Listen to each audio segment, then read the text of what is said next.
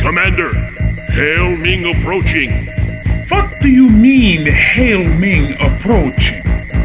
War rocket Ajax is on our screen and heading right for us. Secure all posts. Raise all shields. Fire all lasers. Cue the music.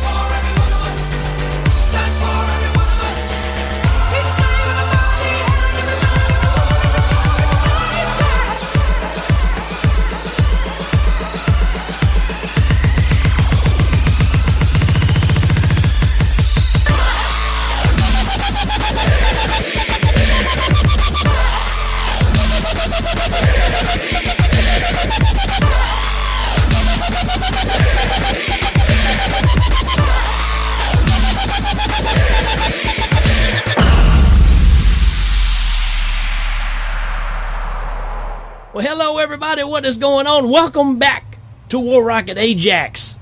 We've been circling the atmosphere for a while. Got a chance to come back and bring a new episode to you.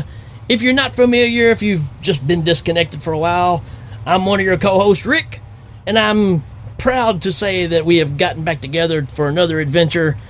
And I can't do this without my brothers. Mr. Danny Bennett, what's going on? Hey, I'm here for you. Just me particularly? Well, or? you and anybody else who has, $5 or $6. And not only do we have Danny Bennett, we got Mark Allison. What's up, my brother? What is up? What is down? What is all around? Wow. That's deep. Spreading the knowledge. So yeah, man, it's been a while, and I think the last thing we did was what, Superman? Was that right? Yep, it was Superman. Yeah, and we've all been super busy, so that's the reason we haven't had a chance to do anything. But lo and behold, we're back together, and we're going to cover a movie that we all absolutely love. Matter of fact, I think we all sat down and watched it together back in the day on the old VHS tape, possibly even at my place. I'm not exactly sure on that. That's the way that I remember it. Yeah. Okay, cool. So we're going to talk about the 1996. Is that right? That's right. What year was it? 1996, The Frighteners. And but before we get into that, you know what we got to do. We got to pay the bills. And we've been disconnected for a while, so we had to get us some new sponsors for the show. And I've done my duty. I mean, I think I've got some good ones. I don't know if the guys have got any. Y'all got any sponsors? I've got a couple. Okay. First one is actually a returning sponsor. One of the best seafood restaurants out there. If you're craving good seafood, then go over to Dirty Dick's Crab Shack. Remember, get your crabs from Dirty Dick's. Oh, man. Yikes. Threw y'all off with that one. Well, I got one more. It's another restaurant newly opened up by a little old lady just known as Mama. The restaurant is called Nacho Mama's. Nacho Mama's. You get Nacho Mama's meals, Nacho Mama's drinks. You want the best food around? It's Nacho Mama's. And just so you know that all items left in the restaurant are Nacho Mama's responsibility. That's good to know. And she'll be sure to let you know as you walk in, as you walk out, and while you pay. She yells stuff at you while you eat, too. She does. Yeah. It's disconcerting. Oh, man. But that being said, please go there and spend all your money. Every bit of it. All that you got. Because it's that good. It's that If good. you say, Hail Ming sent me, they'll kick you out. And don't forget to ask about Sarah's sensational smells. That's right. But don't ask Sarah about them. She might take that the wrong way. Oh. Who's going to listen to this? I'm just wondering. Like, whoa, hey. I'm over here pushing wrong buttons. Who knows, man? Oh, maybe we should have taken another month or two off. Maybe we should have rehearsed. Maybe that'd been crap. a good idea. It used to be like clockwork. Clockwork Orange. Eggy Wags. Okay, I've got a few sponsors here. The first one, I feel like I may be wrong. We may have had this one before. I'm not sure, but it's very popular here around in my area, and it's a little pet grooming shop called Indiana Bones in the Temple of Grooms.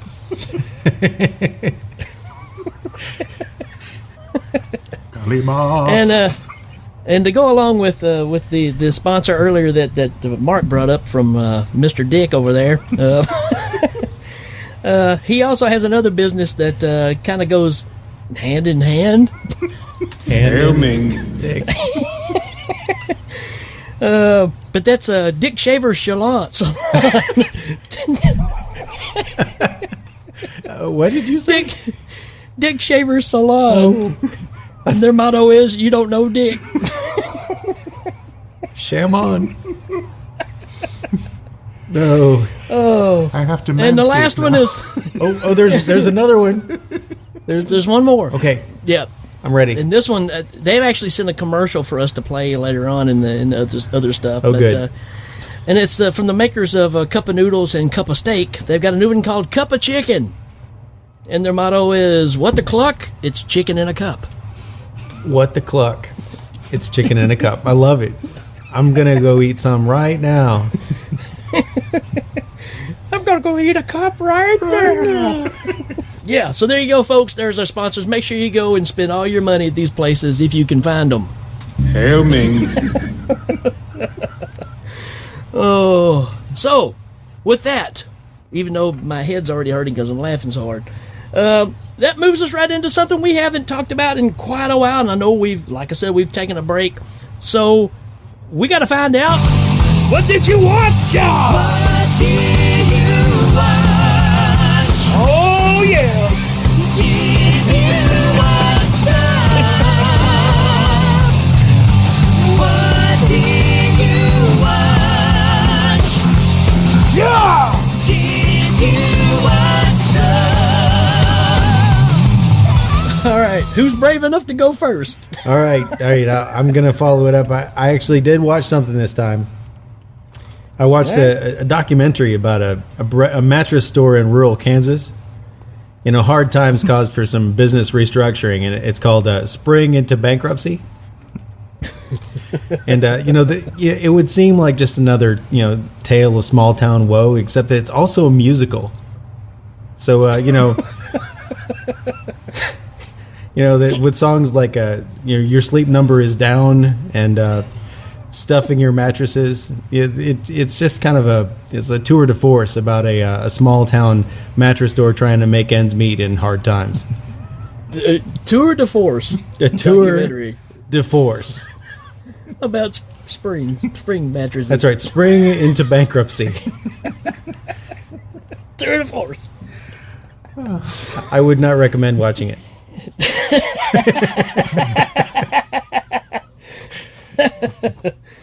Oh man, Mark.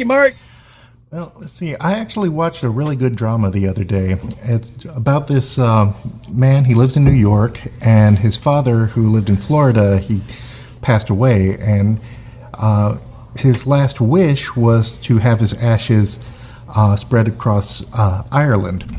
So the father and the son, they never really got along, but he realizes that he has to do this. There's no one else who can do it.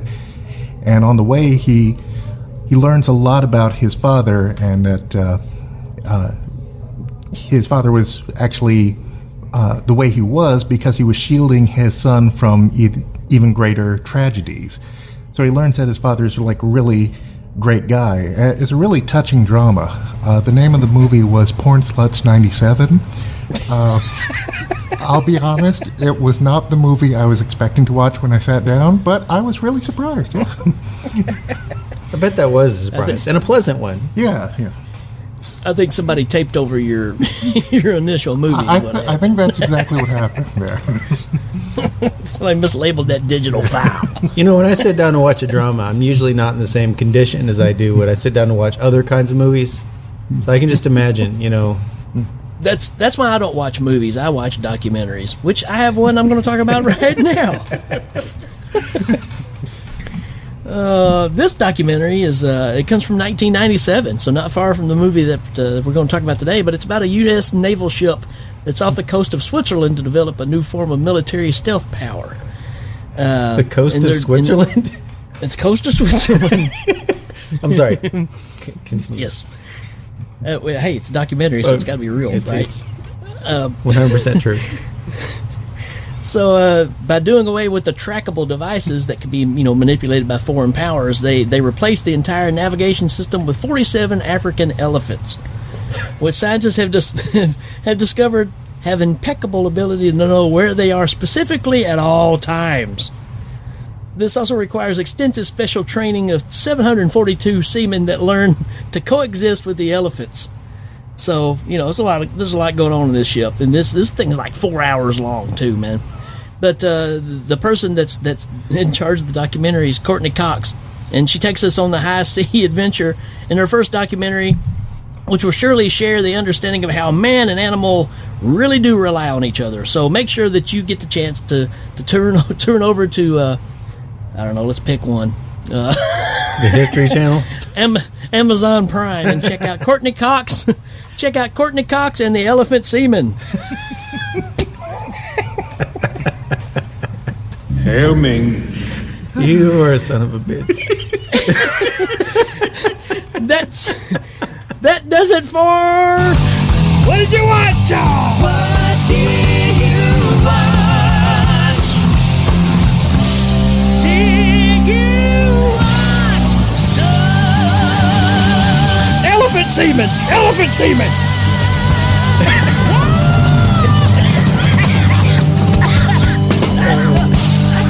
We'll be right back, people.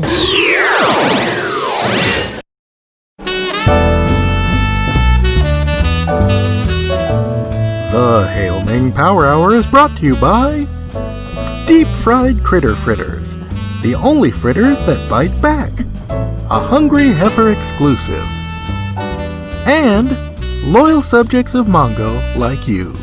Hail Ming!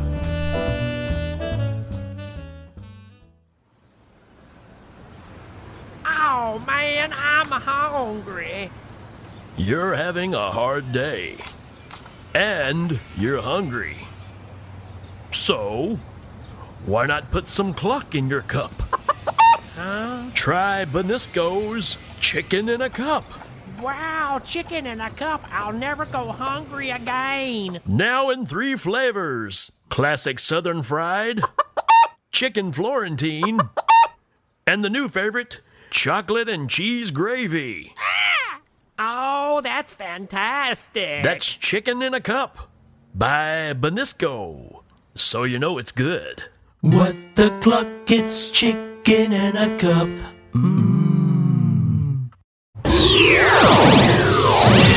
All right, everybody, welcome back. And we are going to go ahead and just start getting into this movie right here. And in order to move forward, we have to have our synopsis for the show. And I believe Danny Bennett got us our synopsis today. Yeah, I was really excited to be able to get somebody from a really popular new movie, the new Star Wars film. The droid mechanic Babu Frick was here. He insisted on having his own theme music, but he's really excited to do a synopsis for the Frighteners for us here today. So if you can cue that up, that'd be great.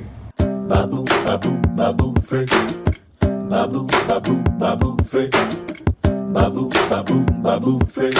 Fixing all the droids. Hey, hey! Hi, Babu Frick. Tu waba nu dare ghost. Ba mu reisa conyado pa gonada sayo. Michael Fox. Ta nacio veo tata waba. Mugi sa nada. E donari con ni sawa. They did. Hail Ming! Fricky, Fricky, Babu, ooh. Fricky, Babu, Fricky, Fricky, Babu, ooh. Ooh, Fricky, Babu, Fricky, Fricky, Babu. Fixing all the droids.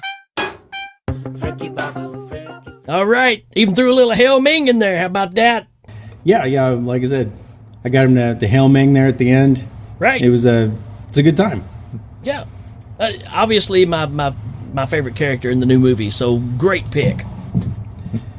Hey, I was just glad his agent let me get through to him, because once you talk directly to Babu, it's actually a pretty good deal. That his agent is a monster. Well, I mean, Literally. he's about the size of a little pet monkey, so you could probably just grab him, stick him under your arm, and take off. Yeah, that's probably why he has some kind of a big slug as a manager, and it really doesn't talk. It just kind of looks at you, and it's got these drooly teeth. But I did that for you. I did that for Hail Ming. Right. And I've got a scar. Who would have known that Babu was such a big fan of the Frighteners? I mean, he didn't even read any off of anything, right? He just kind of spit this out. Yeah, it was really just kind of a stream of consciousness, declaration of love. That's what it was. Declaration of love. It's a tour de force. Hey, what isn't when I'm looking for something to say? What isn't? All right, man, so you know the drill. Let's just jump into this. I'm going to start with Mark. Nah, I'll tell you what. I'll give Mark a break. I'm going to give... Danny, give me your number one reason to watch The Frighteners. Well, I'll tell you. Why does Mark deserve a break? That's my question. But my first thing, I was going to say it gets right to it. Yeah. So when you're watching The Frighteners, you're not familiar with it.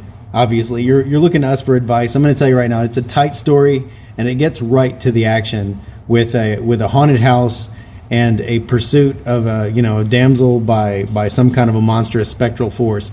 And it doesn't give you any lead in. It just kind of starts right there. And I think it sets the tone for the whole movie. It's a spectral tour de force. It's a tour of the house, at least. It goes up and down the stairs and through the kitchen. Tour de house. The spectral tour de house. I've got so many notes here. I don't even know where to. I can't just pick one. I think just the star power, the cast of this movie is phenomenal. I mean, you've got everything you could possibly want in one movie right here, man. Michael J. Fox, Jake Busey, Billy D. Williams. Well, it's got Babu Frick. Jeffrey Combs. Jeffrey Combs. D. Wallace. I mean, I don't know, man. This is just one of those movies where they pick the absolute right people for this movie. This movie feels like, it's got the horror elements, but it really plays like Beetlejuice. It's got that kind of feel to it. It's just fun. Well, it's funny. Speaking of people that are in the movie, I didn't realize that the spectral, Western guy with the guns, the judge, the hanging judge, is actually John Astin. John Astin, right. Absolutely. I mean, I've seen this movie probably a dozen times, and I never realized that that's who was playing him. Of course, his jaw is hanging off half the movie, but... They don't call me... ectoplasm is dried up. Right. They don't call me the hanging judge for nothing. Mark, give it a shot. What you think, man? The one thing you can put into any movie and instantly make it better. Jeffrey Combs. Absolutely. Yep. This man is just a treasure. I mean, he's always weird in his movies, but he went all out on this one. Yeah, man. You notice his hair. His hair kind of sums up how weird this character is, because it's parted on like one side of his head all the way to the other, and shaved at that point too. So it's like, are you going for a balding Hitler here? I really don't know what you're doing. And just the weird things he does and mannerisms, like when he's interrogating the main woman, and he runs out of the room and throws up. Is like, I have a problem with women yelling at me. It's like, what's going on with this guy? And who gave you a badge?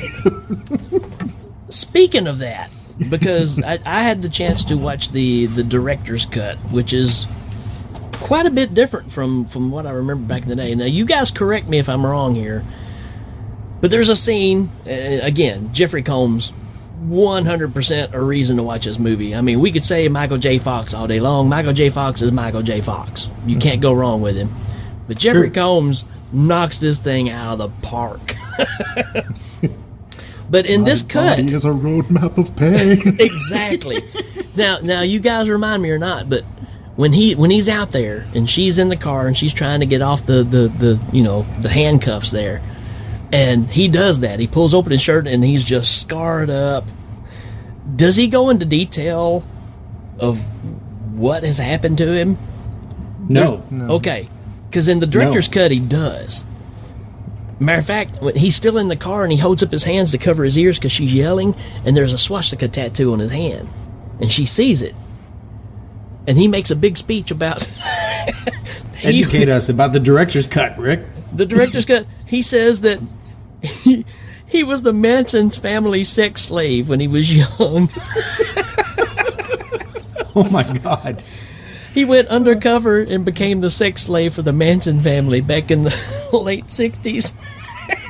And that's the reason he's so messed up. And so, from my recollection, it was a woman that done this to him, right? That's what you portray, because he's so wigged out about any time a woman's yelling or whatever.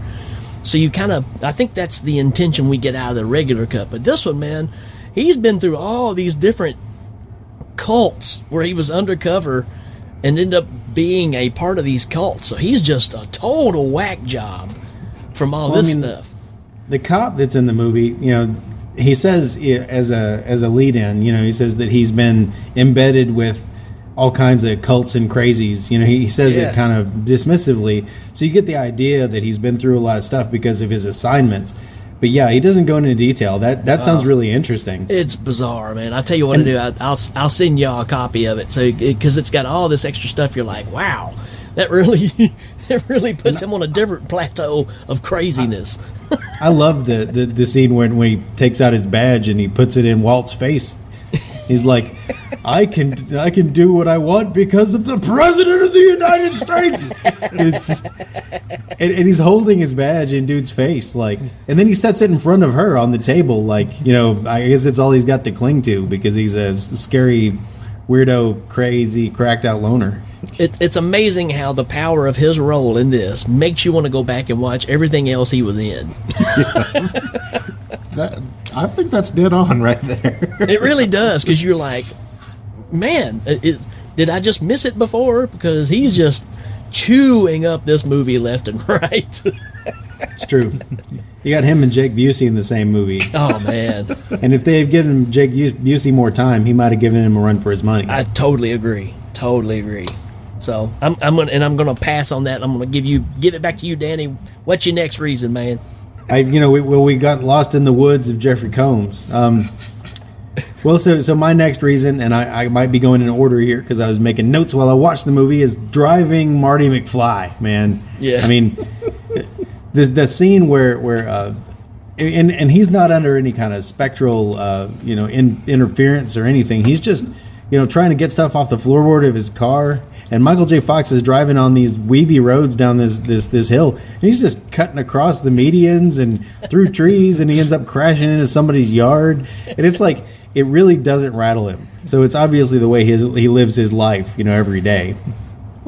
And it's just funny to see this train wreck that Michael J. Fox is playing.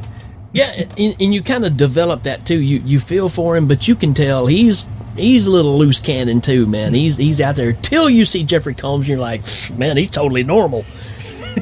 Yeah, no doubt. I'm gonna go with because you brought him up, but Jake Busey, man. I mean, come on. I got me a score of 12. Beat that. I love the fact that it's always him outdoing another serial killer. And like you said, if you would have gave him more time, yeah, there's probably a lot more he could have delivered on this movie. And Pete would probably have to just say, you know what, that's enough. That's one more than Starkweather. Well, and I think that his role probably would have been a lot less prominent if they hadn't shown his teeth so much. Right. Well, and the other you're thing saying of they it too. didn't point the camera at him. Yeah, pretty much. The other thing too is the whole upbeat documentary that's going on TV about the murders. 20,000 votes going through his body. I mean, it's just like happy-go-lucky, you know. All the little news spots are really strange in this. They really kind of have like, and it's funny. I was looking at something just yesterday before I watched this movie, and somebody pointed it out as just a darker Beetlejuice, and it's not. But it has a lot of similarities to Beetlejuice, and you know, all the way down to the Danny Elfman soundtrack. Absolutely. And if you like Beetlejuice, that's why I invited my kids to watch it, because my kids both really like Beetlejuice, and I was like, you know, I bet they'll like the Frighteners too. It's a different movie, but it has a lot of similar trappings. It feels like it could even be in the same neighborhood that you're seeing all this stuff go in. I think that's the feel of it. It's like a distant cousin kind of thing. You could watch these back to back, and some similarity would pass through both of them. So, all right, Mark, what you got? Well, I like the fact that they stuck to the classics. By that I mean the rules of good storytelling, such as if you introduce a spectral machine gun in the first act, it will go off by the third. Nice. Okay, so Arlie Irving, who is a reason in himself to watch this movie, he's basically doing the exact same character from Full Metal Jacket as a ghost. He kind of runs the graveyard, and he keeps all the ghosts in their place so they don't go wandering around.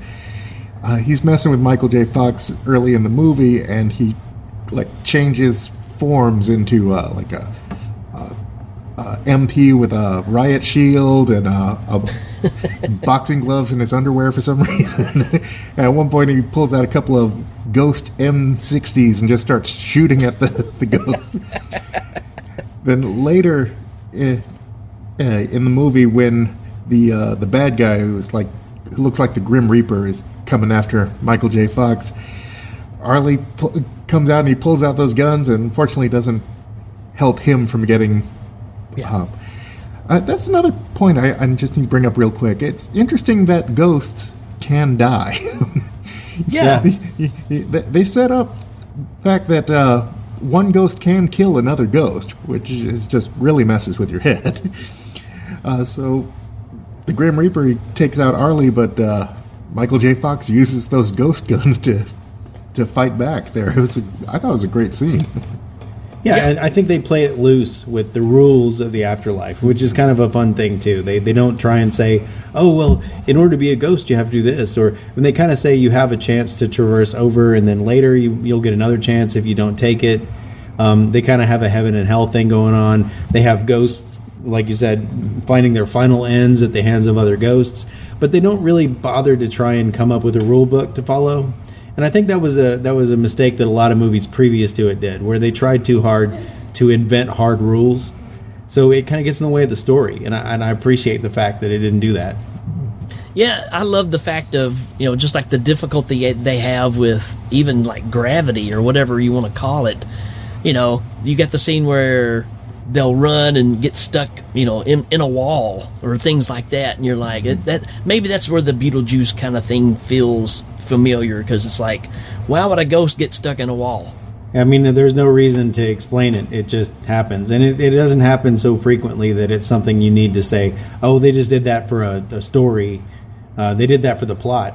No, it was just being incorporeal was just as confusing as being a person. You have things that affect you and things that don't, and it really doesn't follow a rhyme or reason. Some people are better at manipulating it than others. Obviously, John Bartlett, who was the Jake Busey character, had figured out how to manipulate quite a bit of that power, and probably because he was so bent on death to begin with. He had a goal. That's the great thing about this movie is his character, through the help of his partner that helped him do all this back in the day, is still around to help him do stuff now. And what a great concept to be able to still do your work from beyond the grave. It's very clever. I mean, it's a pretty unique idea. Yeah, I agree. So for the next point, I'm going to say that it being a tight story, the story of Bannister's wife.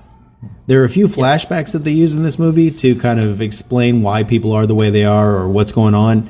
And the story of Bannister's wife, of Michael J. Fox's wife being killed, is related by Jeffrey Combs' character. And it's in flashback form as he narrates over it. And, it's told through witness statements. And it's a tragic story of murder and negligence. And it really, just like all the flashbacks that occur in the movie, it does a really great job of concisely telling the story in a way that makes you care about the characters and in a way that makes you think about all the things that have happened before it. All right, I'm going to say it. Nobody else is going to say it. One of my main reasons to watch this movie is because of 3-foot Elvis. Yeah. There's a 3-foot Elvis statue that's in the house of Ray and Lucy, which is a couple of our main characters that, goes through the story. Ray is the person out in the yard when Michael J. Fox is driving and he crashes through his yard and all this stuff, and he sets this house up to do one of his finaglings, in other words, what he does to make a living. So, if you don't know this movie, we're going to try to... I don't know how we talk about this one and not ruin it, but Michael J. Fox has the ability, he sees dead people. It's a twist! But he's able to communicate, and he's got a couple of ghosts that he works with and gets them to go and do poltergeisty things in houses, so they'll call his phone number and he comes in and does a Ghostbusters routine, which ironically enough Robert Zemeckis produced this, so there you go. We said it earlier, you brought Danny Elfman, but come on, man, you got Danny Elfman involved, you got Peter Jackson. This is the beginning of the greatness of Peter Jackson. Yes, he made a couple of movies before, not to this level. This is where you start seeing a very accomplished filmmaker, I think. It's where you're really starting to see it come together. But you got Robert Zemeckis producing, you got Rick Baker doing some of the physical effects as well. So I mean, this is a powerhouse movie. And we were talking last night, and we were all kind of watching at the same time, and we all were kind of saying, man, I forgot how good this movie is. We all knew we loved it, but going back and seeing it again, you're like, man, this is a really great movie. I don't know why I've waited so long to watch it again. One of the things about this film that I noticed, and I said this to Mark on the way here, is that nowadays with this much effect, with these many effects and the idea of the astral world, you think about something like that follow-up to Men in Black, where they did that, I guess Ryan Reynolds and Jeff Bridges are in that movie where they're like spectral cops. And the reason... Yeah. Right. And that movie's terrible. Yeah. And nobody wants to see it. And it's like, I was saying, nowadays they'd have to make it to where, there's a firestorm that's going to engulf the world because this ghost is disobeying the rules of ghosts. But it isn't like that. It's a little story about a little town that's plagued by these murders, by this monster, and this one guy has the ability to see it, and nobody believes him. It's a story that has lots of levels, suspense-wise, and horror-wise, and drama-wise, but it doesn't go effects-heavy, and it doesn't try and turn into the world in peril. And I think that's one of the things that makes it different from movies today. Nowadays, they try and make everything an endgame scenario. Right. And just the fact of, the ability that Bannister has in here, and he only uses it to do lowball stuff, just to lay low, make enough money to get by. Whereas most people, if they were able to do this, would be making mega bucks somehow, But I love the fact that he's just using it just to, his car is a piece of crap. Even the ghosts tell him his car is a piece of crap. Yeah, if you want to feel better about your car, then you watch this movie. But the fact of the abilities that he has, you think about, all the psychic people we've seen on TV growing up, he could have been making a fortune, but no, he's just gonna, just get by. All right, Mark, go ahead, buddy. Well, on that, I'm going to have to say the whole con job there is just a reason to watch. Because as we set up that Michael J. Fox, he has this ability to see dead people and talk with them, and he gets a scam going on about using this power. as a what would you call it? An exorcist. He has his ghost friends go into people's homes and start trouble, and then he shows up and says, "Well, I can get rid of them for you, but it's going to cost." And unlike Ghostbusters, where they charge like thousands of dollars, he's like, "It'll be like $425. Okay, we'll pay that. Plus expenses, plus gas, and just whatever he can get out of them." And I think my favorite part is when he's going through the exorcism that we get to see. He puts this little device on the table. It looks like an old radio with a light inside of it. Radio/toaster. Imagine taking an old radio and then just putting an LED light on it. And then he starts, spritzing holy water out of a squirt gun around. And then it goes ding, and this little bag pops up and goes, "That's it. I've got the ghosts in here." And it's like a coffee bag. Yeah, it's like a little gift bag with a couple of M&Ms in it, And then he drops it down the disposal and turns it on and goes, "That's it. They're gone." Yeah, the fact he puts it in the food disposal gets rid of the ghost. I washed them down the drain. You don't have to worry about it. They don't feel a thing. Well, that's what I understand. Anyway. That's what it says in the manual. And of course, this is in the same room or the same house that you mentioned earlier, where during the poltergeist during the poltergeist attack, an Elvis statue floats in front of him, and Ray says, "He is alive." Yeah, I had that note too. Which Ray, of course, is a character himself because he's a fitness freak. So when he dies, he can't take it, and he's always doing lunges and squats, and he's just a general asshole. When you see him die, you're not too worried about it. Exactly. I do have to say though, Ray does have my favorite line in the entire movie, is when he's trying to get his wife an anniversary present. He says, "Guess what? I made reservations at Excalibur." Excalibur!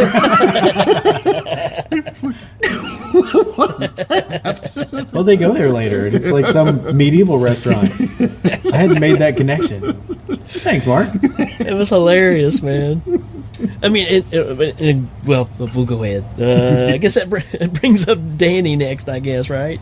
Yeah, I threw in just because I wanted to tie it back into your Elvis statement before. Okay, so here's my next one. We talk about Jaws. We talk about how the suspense was created by Jaws, not with a shark that you showed, but with barrels, right? Yeah. The barrels that are attached to the shark, they pop up. The shark's nearby, suspense. They do the same thing in this movie because as our protagonist can see the spirit realm, he sees numbers carved into the foreheads of the victims of this spectral assassin. And he'll turn around and he'll see a number in someone's forehead. Nobody else can see it. Suddenly he's in panic mode, and because nobody knows what he's seeing, they think he's involved in the killing somehow. So there's this whole three-pronged attack on our poor protagonist, where he sees the number, he's unable to communicate what it means, and when he tells people about it, they think he's threatening them. And it creates a really tense scene with very little work. Yeah. That is one of my favorite things about this movie is the killer likes to put those numbers in people's heads even after death.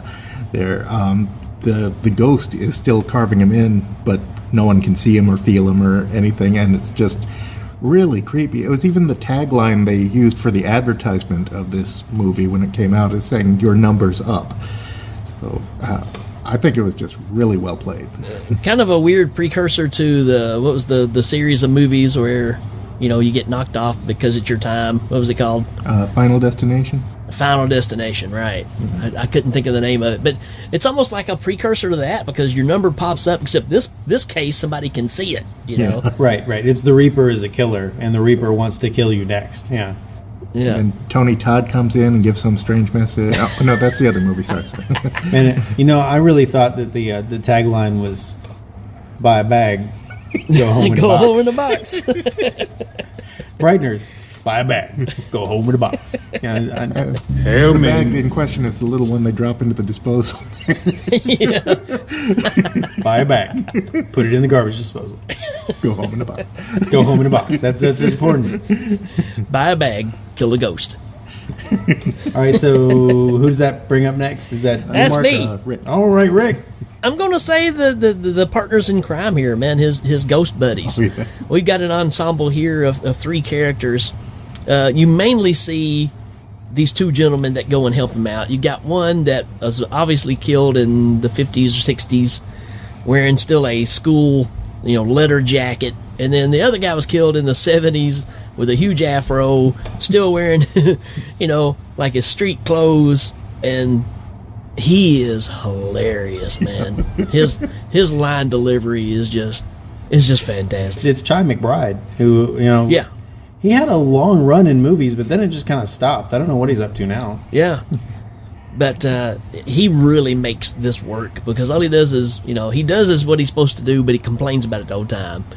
And the back and forth between them, I think, is fantastic. And then when you're getting introduced to these characters and you're seeing how they're even able to ride in the back of his car, they're in the back of, Michael J. Fox's car in the trunk.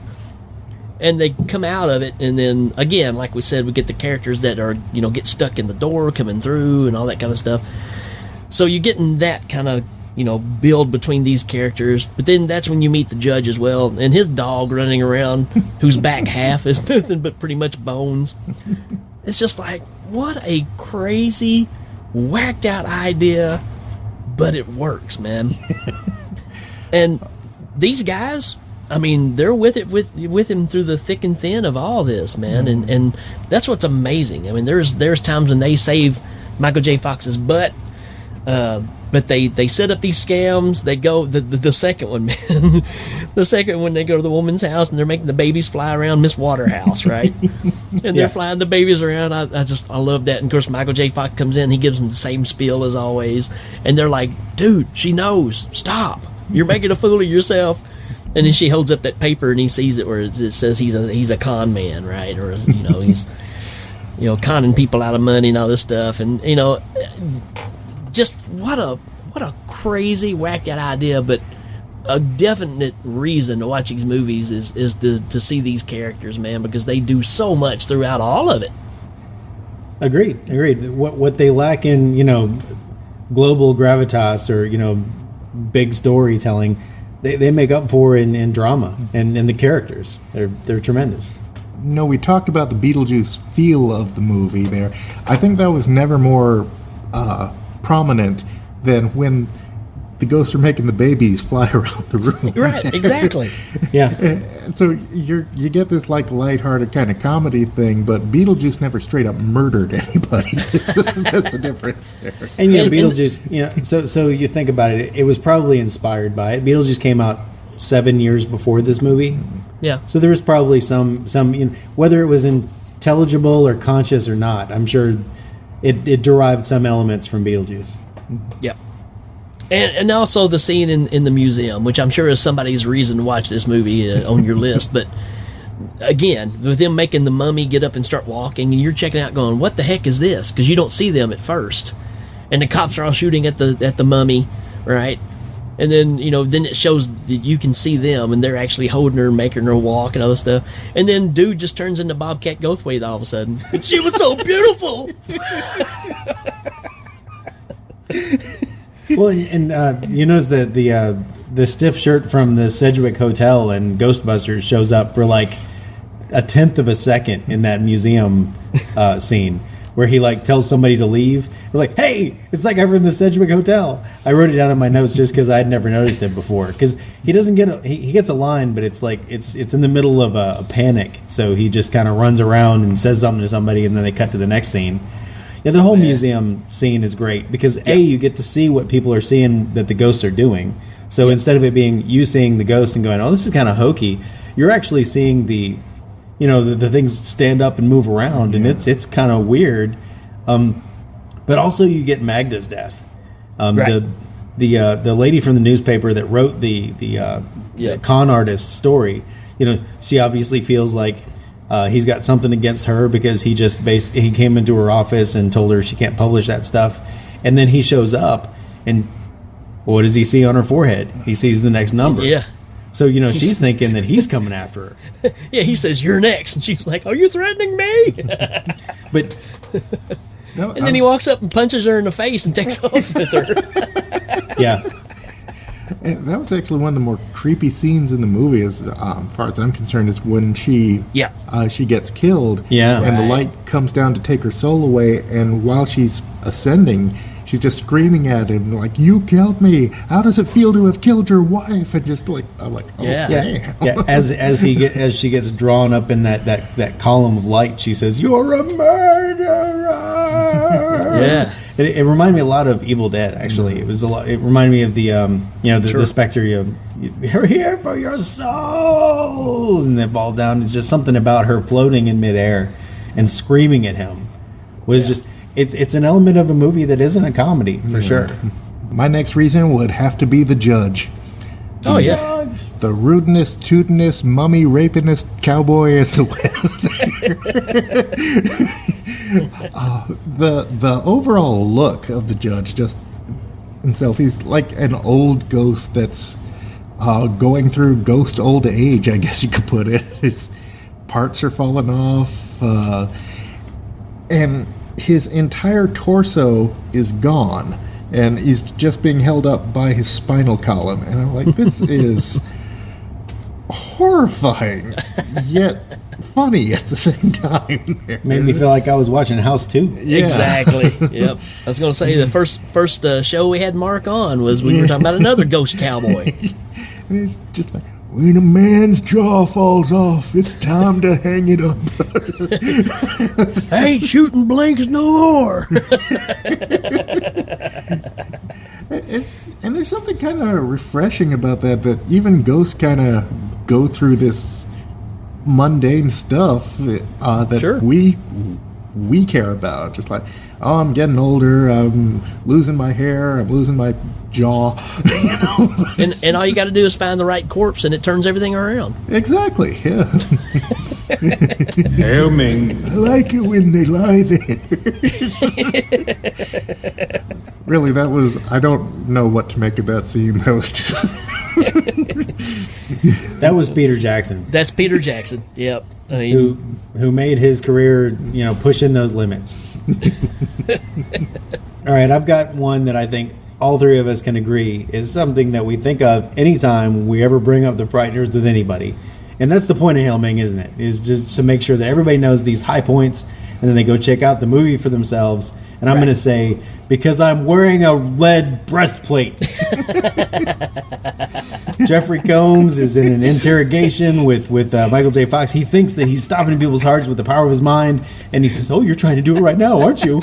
"Well, you can't." He tears off his shirt in this gesture of triumph, and he's wearing this like Roman lead breastplate with like the nipples on it.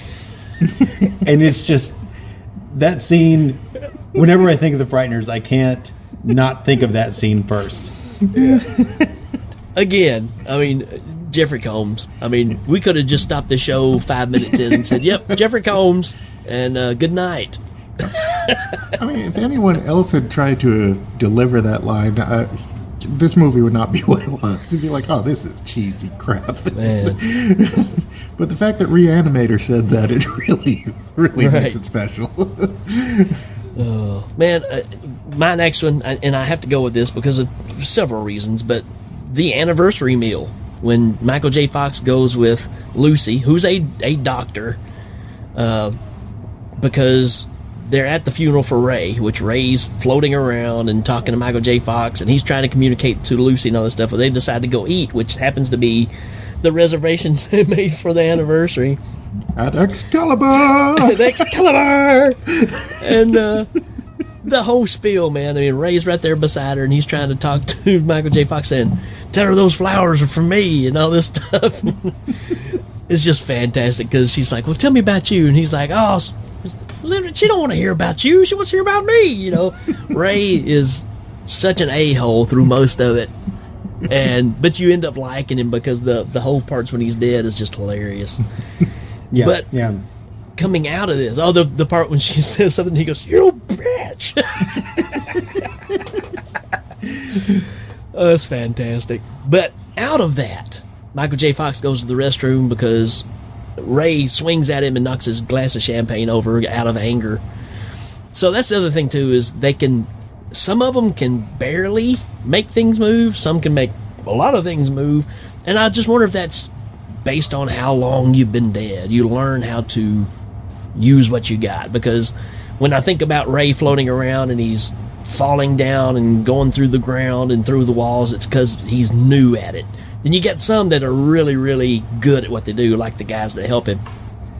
Well, I think in order to get to that point, they have to go visit the train man, who then teaches Patrick Swayze how to hit the shoe off the. Sorry, wrong movie again. Wrong movie. Right, but that's kind of don't think it wasn't in the back of my mind when I was bringing it up. Oh, my love.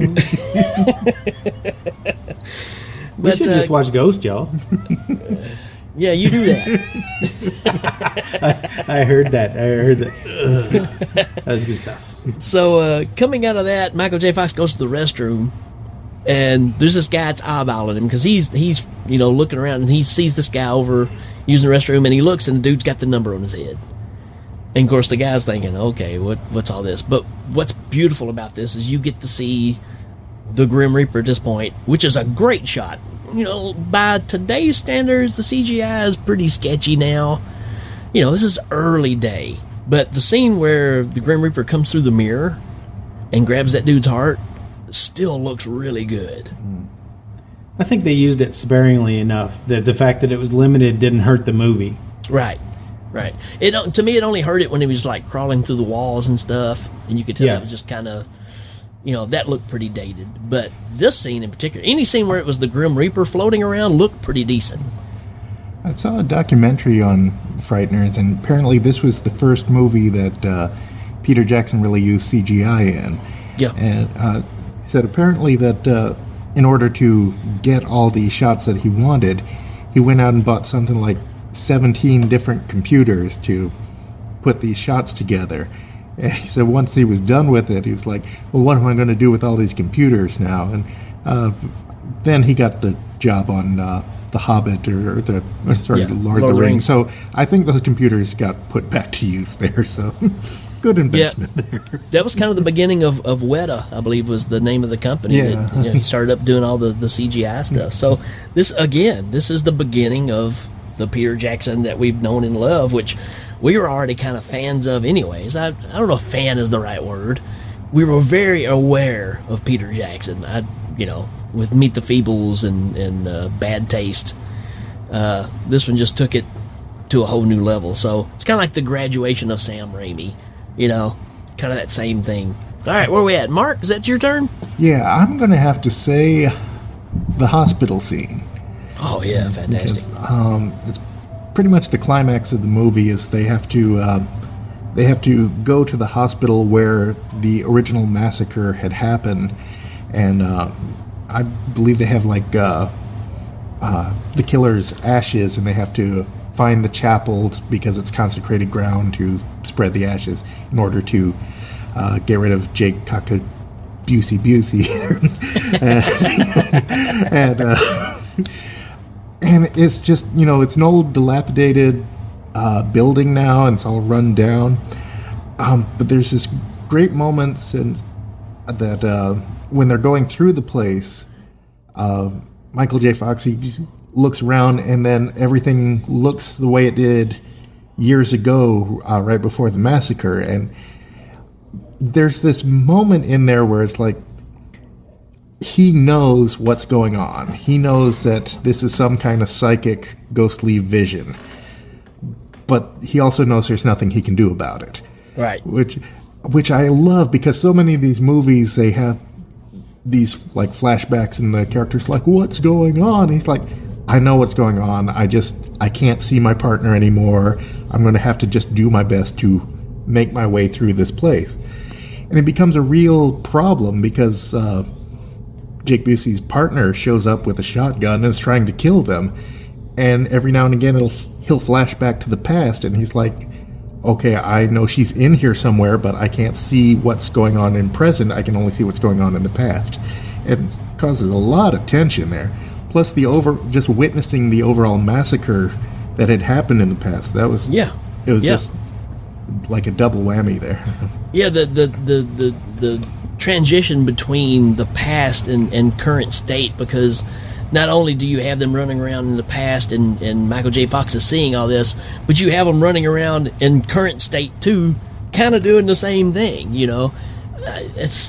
Again, man, it's just one of those brilliant things that works so well in this flick. And they took one murder action sequence and they made sure to make it into two, and they just do it by switching which scene you're seeing. It's incredible. Right. It's really well done. Somebody called it a tour de force. I don't remember who it was, but I think that was Jake Busey when we saw him in Texas. Oh, except he never showed up. It was just all Gary Busey. It's all Gary. There wasn't enough room in Texas for both their teeth. Whew, that would be dangerous. I'm Mr. T with the tall teeth. Words are made of Busey people. Yikes. All right, for my next one, and we're getting close to the end here. It's so hard because I know there's going to be people listening going, why didn't you talk about this? Why didn't you talk about that? Well, because we don't want to ruin it. We still want people to go check this out. We can't give it all away. But one of the things I have to talk about that I think is brilliant, and it kind of ties into the hospital scene we're talking about, but how about the characters of Patricia and her mom, and just how the character play happens there, because you are forced to make your decisions on who's good and who's bad, and I don't know, man, you kind of have to hand it. This is some good acting going on between these two. Yeah, it's a classic misdirect. I mean, you see the mom as the villain because she's acting so horrible. Yeah. But it's because she knows what her daughter is capable of doing. Yeah. Yeah, I mean, the switch, the two-face of Patricia is just, when it happens, man, you are in it. I mean, it's like, wow. And, again, kudos, man, to Dee Wallace, because, you know, you think about somebody that's been around as long as she has, and to make this kind of performance this far into her career, I don't know, man. I think it stands out. What a twist. With a twist. And, again, the director's cut has got some weird sexual innuendos that happen in it between her and Jake Busey while he's a ghost. Well, yeah, there's a lot of intimacy between the two of them in the regular cut. I mean, I'm not going to say that there isn't more in the director's cut, but, you know, it's a little uncomfortable just in general. Well, let me just say this. There's a scene where she goes in the kitchen to get a knife, and Jake Busey's in there saying, use this knife. This is the way you can go in there and take care of business. And she takes the knife and starts stabbing Jake Busey with it, and he's like getting off on it. Well, that's much better than that pottery scene they had before. Is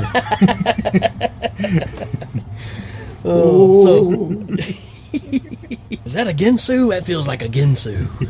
I'll Ginsu you, yeah. I'm gonna throw my last reason in there, and I'm gonna say the comeuppance of the killers is satisfying. And I can say it from not only my perspective, but my kids who watched it with me, they were both like, "Oh, good." when Patricia and John are called home, and that's a satisfying scene, and it's a good ending for them. Well, I tried to, throughout watching it, you know, I kept having that Beetlejuice kind of vibe going through, and I'm trying to put that to my side, and I'm just like, maybe I'm just thinking that because it's Danny Elfman kind of music. And then at the end, a sandworm shows up, so I'm like, nope, it's Beetlejuice. It's Beetlejuice. That's fair. It even kind of does the wink to the screen when it gets through eating them too. It's like, yeah, that's right, folks. Big worm. See you later. That might be the best sound quote of this whole thing. Yeah, folks. Big worm. See you later. I'm going to have to throw out my last reason, which is ghost wallpaper. Yeah, absolutely. Just the Grim Reaper chasing the people around through the walls and like sticking out. It's hard to describe audibly because it's like the walls are like, shall we say, plastic, and you know how you just like push your face up against thin plastic and you'll see the outline. That's kind of what it's like when the Reaper's trying to reach out of the walls and grab people there. So Yeah. But I mean, it goes from one wall to another to the carpet, and it just flows really, really well. So The one that gets me is the picture frame. yeah. I think that's awesome because he can do either side. Yeah. You know, and I was like, wow, that's pretty original. Yes, I still say that effect holds up today. Yep. Yeah, I think there's parts of it that it's almost one of those things that you almost wish Peter Jackson would, do a little George Lucas and go back and fix a couple of little things here and there, except just not get too carried away and make Michael J. Fox not shoot first or something. Yeah. But needless to say, if you compare this to some of the other movies with some early CGI at this point, this still holds up really well. But and I told Becky last night when I was watching this, I said, you know what? It's one of those movies that you can forgive weaknesses in some of the special effects because the story is so good and the movie moves along so well, it doesn't really affect you. That's the strength of this movie. It's one of those that should be held up a little higher than it really is because I think people just didn't know what to do with it. Well, it's kind of a horror movie. It's not a horror movie. It's kind of a Beetlejuice kind of thing, but the cover didn't really give you enough insight of what you were seeing. You didn't have the typical 90s picture where it was like a profile shot of the 15 actors that are in it making a V.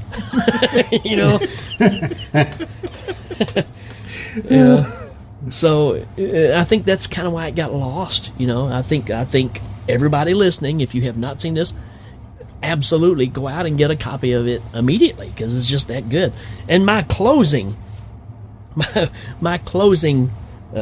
reason to watch is I got to go back to Jeffrey Combs, man. There's one line in particular when our hero, when Michael J. Fox is about to deliver the ashes to where they need to go, it ends up in the hands of Milton, and he makes some snarly remarks, and then Michael J. Fox just says, "You're such an a-hole." He goes, "That's right, I'm an a-hole with an Uzi." If that doesn't make you want to see this movie, I don't know what else will, man. It's true. There are lots of reasons to see the movie that we didn't go through, so you should go check it out. You should definitely go check it out. Y'all got anything else? I'm tapped. All right, that brings up Rating time. That brings up rating time. Yes. Yes. Rating time. Was that too loud for y'all? I'm sorry.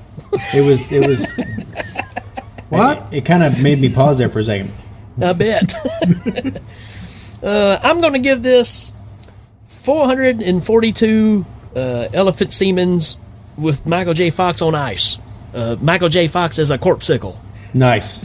I'm going to say that if you plan on watching this movie, then I recommend that you wear a lead breastplate. I will give this movie 12, and that's one more than Starkweather. Jake Busey. I got a score of 12. Beat that. So that brings us up to that Babu Frick. I'm playing the wrong thing. Are you playing Babu? I am. That brings us up to Top 5 Lines. Top 5 lines. Yay! All right, Danny, Top 5 Lines. What we got? All right. Well, I've got R. Lee Ermey, the Sarge, in the cemetery, telling our hero, "I do not like you." Yeah. He delivers those lines, and it don't matter what he says; they're great. He was a drill sergeant in real life, and he just realized there was some kind of an appetite for that in movies. Mark, you got any? I'll have to go with during the exorcism. Michael J. Fox is questioning them about what happened, and he's like, "Did the table spin around at 360 degrees? No. Did the toilet seat bang up and down? No. Did the bed levitate? Yes. Oh, yeah, that's what happened." Another one of my favorite lines to quote is Ray from this one, who, speaking of his own death, he says, and I guess I'll have to censor this, of, it's a tragedy about his own death, because he was so healthy and young. It's so fun. He's a great character, man. Oh, great he's character. funny. I guess I need to come up with one, don't I? I actually do have one more, if you don't mind me throwing it in there. Go ahead. Was Jeffrey Combs standing in front of the police car, and he says, I am making this car move with the power of my mind. Yes. No, that's fantastic. wait, stop. Wait, stop. Oh. All right, I'm gonna throw mine in there, and Yes. it's a Jeffrey Combs line as well, where he goes, "What did you do? Piss on your hush puppies?" Yeah, that's a good one. I think that was 5. We made it. That's 5. Yeah. Yay. And we didn't even make up any. All right, folks, we're gonna take a short break. We'll be right back at y'all. Are you tired of the same old, boring wallpaper and carpets that just sit there? Wallpaper and carpets that leave you feeling flat. Now you can feel excited about brand new Grimm's carpet and wallpaper. The type of carpet and wallpaper that really jumps out at you. Literally, it jumps out at you, grabs you, and tries to strangle you. It makes any home an exciting place to live. We have 12 different varieties of carpet and wallpaper. That's one more than Starkweather. Get your ghost wallpaper or carpets at Grimm's Wallpaper and Carpet off of Route 65 near Bucksnort. Look for the sign that says, I want to kill her now. Rolling, Randy. No, that's not what I said. I said Marlboro Reds in a soft pack. Randy. What? Hi, I'm Randy Newman, and I'm here for Hey You Make Me Feel Like Dancing show. Come on, Randy, you're not even trying. And it's time for another fun-filled episode of Ask Randy, where you get to ask me questions and I get to reply. Zoopy-doop. Oh boy, this first question comes from Matthew Tangerine. Come on, Randy, you know that's not right. It says, thank God you are back, Randy. My life is falling apart without your guidance. That's understandable. Please help me solve this pressing issue. It came to my attention that I'm being hunted by a mutant killer bear. Yeesh. It says, ever since I went camping at some strange Native American graveyard / toxic dump. He said dump. Not funny, Randy. This giant, gray, slimy bear has been offing everyone around me. What should I do? Sincerely yours, Matt the Angry Ginger. The Angry Ginger? Boy, the guy's got his own goofy name. I don't have to make up a name. I didn't have to say Tangerine. He's Matt the Angry Ginger. Yeah, we know, Randy. He's got it wrote on the thing. Just go I'm ahead just with saying, the program. when you make up your own name like that, Matthew, how do you even plan? You will never, ever write songs for Toy Story with a name like that. So maybe instead of insulting, maybe you can give him an answer, Randy? Matthew, first thing I would do is this. Hope I get my marbles. Soft pack. Soft pack. Camping gear and an Indian's heart. Big bear gonna kill you when it gets near dark. And all I can say is, get the hell out of there, Tangerine. What are you, stupid? Yeah, we're getting sued. Next question. This next question's from Lee Russell. It says, Randy, I want to kill. What? I want the people I kill to get up and kill. What I'm saying is I'm a zombie. And I think I need help because I'm chewing on people a lot as of late. What can I do? Oh, I see what this is. I see what this is. This is like one of them Eddie Murphy movies. Yeah, where they get up out of the grave. Yeah, I see what he's doing. Well, it sounds like a real problem, Lee. And I only know of 2 things that can fix your problem. One is a bullet to your skull, and the other one is a happy song. Look out! Oh, we're cooking now, boy. You can't go around eating people 'cause you want to, even if it's done in real good taste. Yeah, boy. You can't go around eating people 'cause you want to. I'm gonna put a bullet in your face, 'cause there's zombies everywhere, and the dead they walk again. I got to get my butt out of this town. Let's go, boy. I'm screaming bloody murder as you're biting off my leg. Ow, ow. But before I go, I'm gonna take you down. Everybody! You can't go around eating people 'cause you want to, even if it's done in real good taste. That's right, boy. Said you can't go around eating people 'cause you want to. I'm gonna put a bullet in your face. What do you think about that, Charlie? I give up. I give up. Well, I give up too, because that's all the time we got left for this episode of Ask Randy. See you later, alligator. Hey, they got my smokes yet? What if I showed you a brand new appliance? Is it a toaster? In a manner of speaking, Some kind of radio? it does tune things in. A coffee maker? You can't exactly drink it. Well, what is it? It just says Bannister Technologies on the front. Here's the good part. What good part? Fun for every kitchen. Kitchen? It catches ghosts. This thing? I'm leaving. Another winning idea from Bannister Technologies.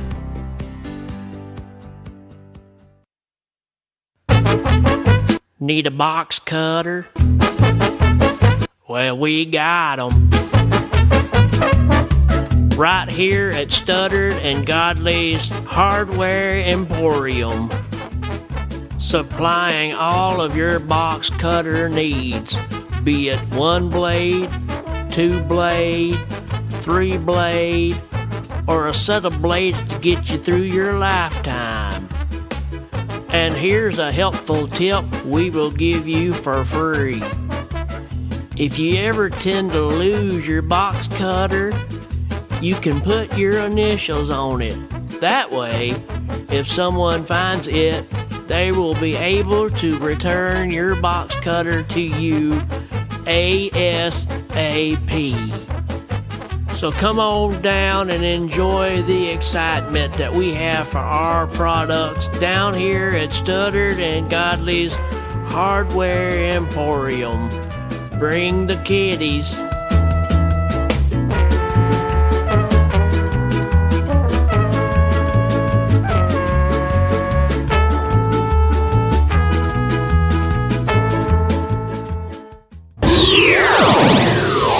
Okie doke, people. Hey, this was an absolute blast. I mean, we've been laughing just as much off the show as we have been on the show.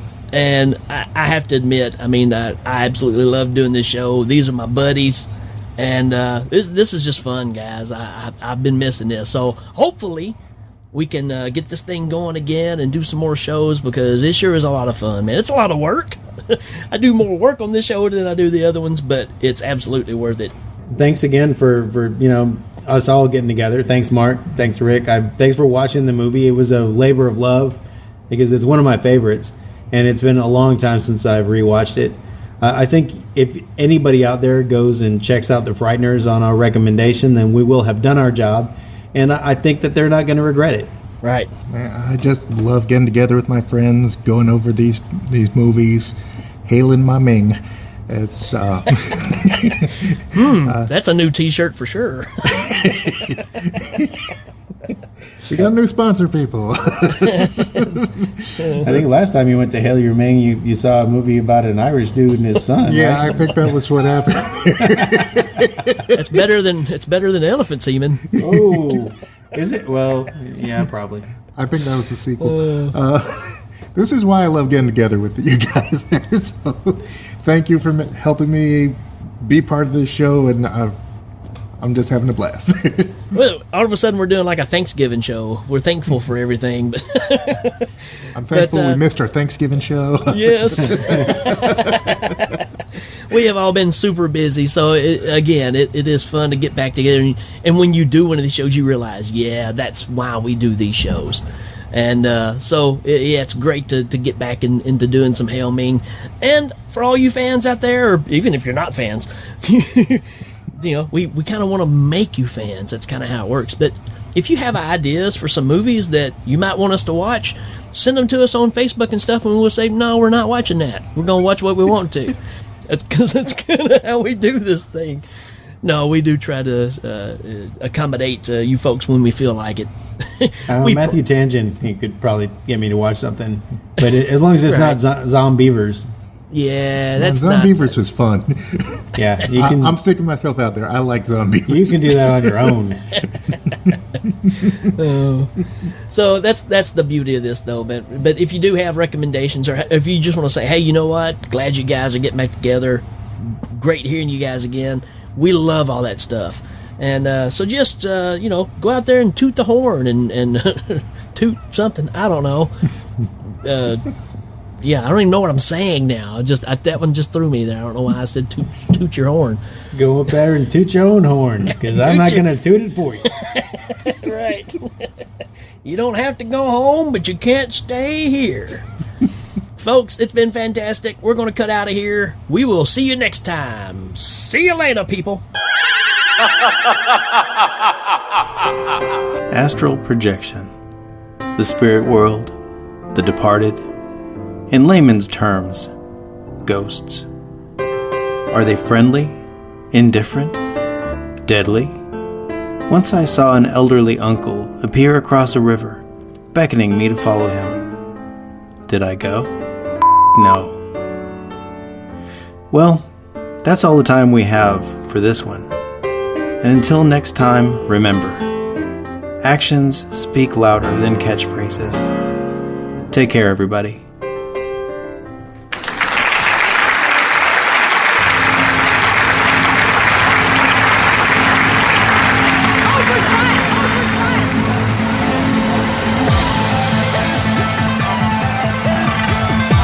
Members of the audience will receive the following: classic curves by Dittos, the pants for Feel Good Company, a gift certificate from Maru-chan Ramen Noodles, Rice-A-Roni. All guests receive a copy of the Hail Ming home game. Thanks to the creative minds and special appearances of Mark Allison, Jeremy Finch, and Jacob Kennedy. Hail Ming is a proud member of Legion Podcasts. Check out all the great shows at legionpodcast.com. Hail Ming is available on iTunes, Stitcher, Google Play, and Legion Podcast. This is Dan Pardo saying good night.